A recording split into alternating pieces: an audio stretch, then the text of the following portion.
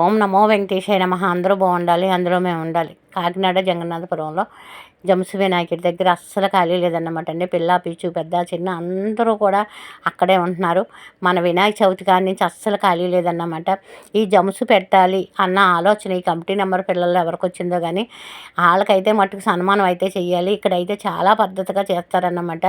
దేవుడి పాటలే తప్ప వేరే పాటలు అయితే వేయడు. పక్కన చక్కగా మట్టి వినాయకుడు, ఆ తర్వాత లక్ష్మీనారాయణ గార్డెన్, ఆ మొక్కలు కూడా కడువుని తీసుకొచ్చారన్నమాట అండి. ప్రతిరోజు అన్నదానం ఉంటుంది. లాస్ట్ని అయితే భారీ ఎత్తున అన్నదానం ఉంటుంది. చక్కగా ప్రతిరోజు ప్రోగ్రామ్స్ ఉంటాయి.